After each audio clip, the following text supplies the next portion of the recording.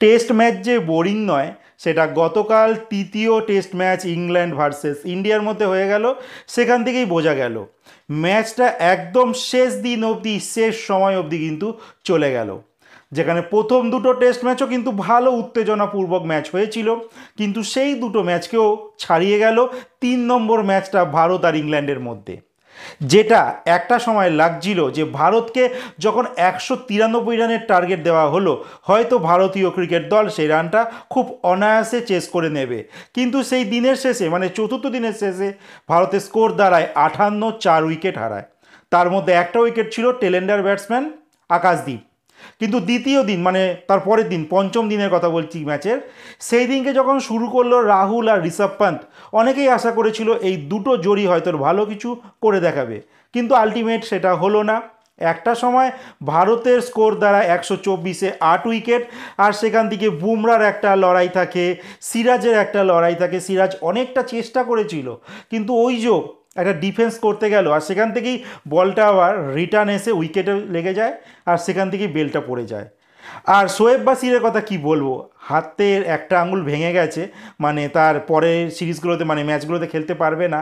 তারপরও এক হাতে বল করে গেল, আর একটা ক্রুশাল টাইমে কিন্তু উইকেটটা নিয়ে নিল, আর তার দেশকে তিনি জয়লাভ করালো।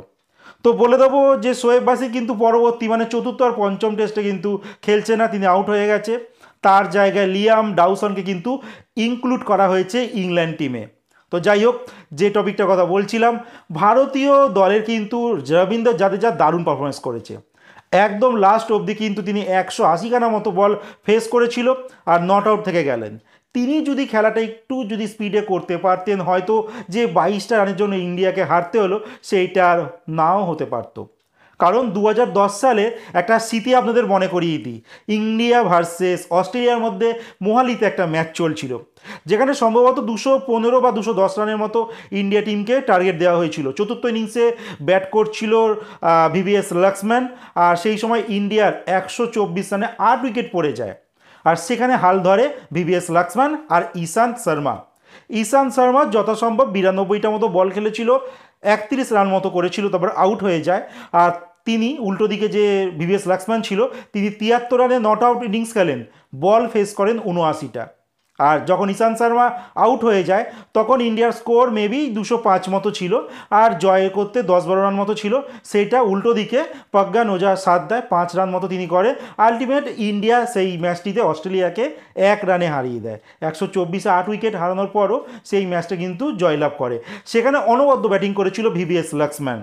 ঠিক সেই ম্যাচটারই কিন্তু একটা হতে যাচ্ছিল এই ইন্ডিয়া ভার্সেস ইংল্যান্ডের মধ্যে তৃতীয় টেস্ট ম্যাচটাতেও, কিন্তু সেইটা আলটিমেট হলো না। যদি মনে হয় রবীন্দ্র জাদেজা একটু স্পিডে খেলতে পারতো, তাহলে হয়তো হতে পারতো। আর বাকি যে সমস্ত খেলোয়াড়দের কথা বলবো প্রথম দিকে, তারা তো প্রথমেই আউট হয়ে চলে গেল, তো তাদের কথা যত কম বলা যায় ততই ভালো।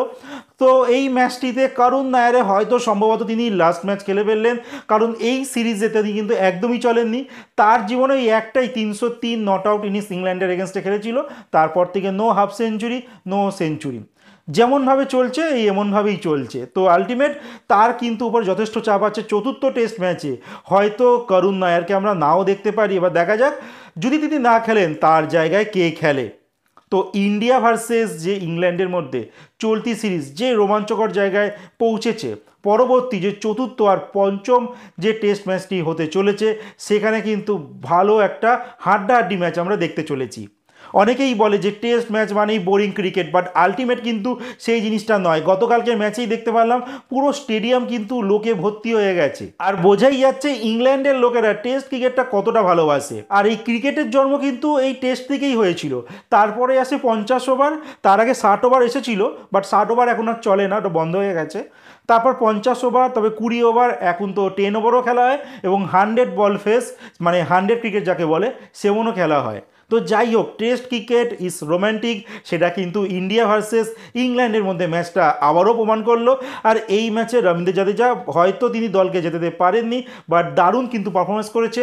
তার সঙ্গ দিয়েছে জসপ্রীত বুমরা, আর তার সঙ্গ দিয়েছে কিন্তু এই মোহাম্মদ সিরাজ। এবার দেখা যাক চতুর্থ আর পঞ্চম টেস্টে ইন্ডিয়া দল ঘুরে দাঁড়াতে পারে কি না। আর এই দুটো টেস্টের মধ্যে যদি একটা টেস্ট ম্যাচ ড্র হয়ে যায়, বা একটা টেস্ট তারা জিতে যায় ইংল্যান্ড, তাহলে কিন্তু ইংল্যান্ড এই সিরিজ আর হারবে না। তো সব নজর থাকবে চতুর্থ টেস্ট মানে আগামী বুধবার থেকে যে 4 নম্বর টেস্ট শুরু হতে চলেছে সেই টেস্ট, আর তথা 5 নম্বর টেস্ট, দুটো টেস্টই কিন্তু হাড্ডাহাড্ডি হতে চলেছে।